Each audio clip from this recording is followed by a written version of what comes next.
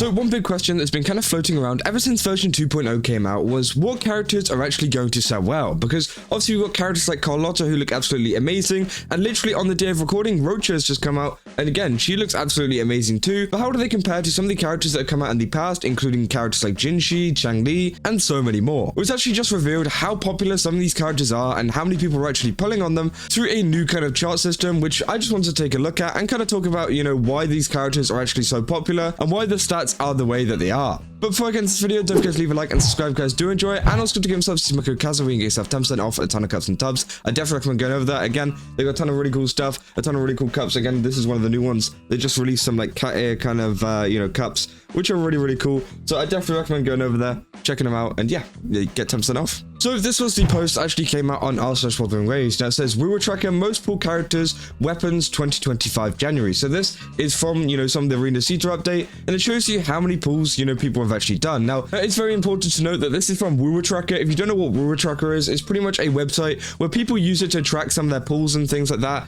For example, if you've ever seen like people talk about like, oh, I've been so unlucky, and then they've got like a red number by like a character, that's usually on WuWa Tracker. And pretty much what people do, they do some like instructions, and then eventually they can look at their account and see how many times they've summoned, how unlucky they were, who they've been summoning for, etc. And that helps people track whatever they want, which again is great.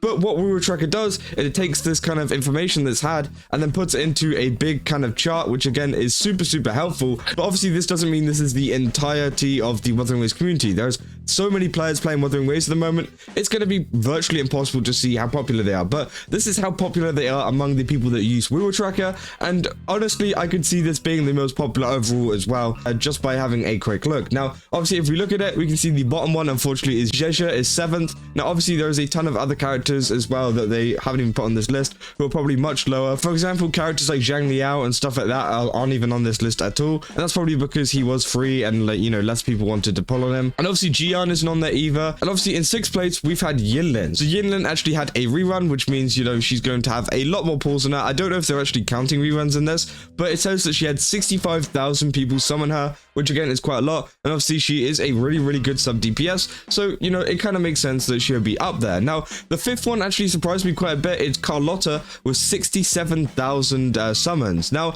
that is still really good for just having one banner, and obviously it's only just a little bit higher than Yinlin, but honestly the amount of people I saw pulling for Carlotta, I thought there'd be so much more and so many more people actually pulling for her. Now obviously the real data might show that Carlotta was actually a little bit higher, but it's kind of funny to see her this low below characters like Changli, Camellya, stuff like that, which again is absolutely insane. But she has been a really good character. I've been enjoying her personally. I'm personally maining her, and it seems like a lot of people have pulled her, but this information is obviously saying maybe it's just not as much as we thought it was going to be. And then we go into 4th place. Obviously it's Jinshi. Jinshi is one of the most meta units out at the moment. Obviously she does a ton of damage and people really love using her. She's a really good character just in general, and honestly it doesn't surprise me that she's up this high. Obviously whenever she came out, people were spouting the fact that she's going to be the best character for a very long time, and she still is one of the best characters out there at the moment, so it doesn't surprise me that she's so high up on this list. What did surprise me though was Changli was even higher. Now I think this is honestly because I feel like Changli isn't anything like super special in terms of gameplay or anything like that. She does do a lot of damage,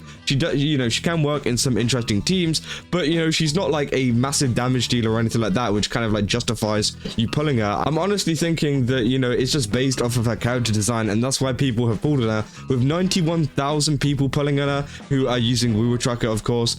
And then obviously we go to 2nd place, we've got Camellya, which doesn't surprise me at all. She had a really good banner, and she was really well hyped up whenever her banner came out. Obviously the gameplay is absolutely amazing, the damage is amazing, and obviously overall the design was amazing too. I think Kuro Games did a really good job at kind of just introducing her, teasing her just at the start in the story, and then having a whole kind of update almost surrounding, which again was absolutely amazing. And then finally at number 1, which doesn't surprise me at all, is Shorekeeper. Shorekeeper, obviously a lot of people have them, and obviously I think that Shorekeeper is a very important unit to have in your team, so I feel like that just kind of makes sense. Everyone needs a Shorekeeper. Now obviously there's a lot of people who don't have them, but it doesn't surprise me that this many people do. It's 94,281 summoned, so again that's really cool. And obviously Camellya is only 1,000 less, which is also quite surprising to be fair.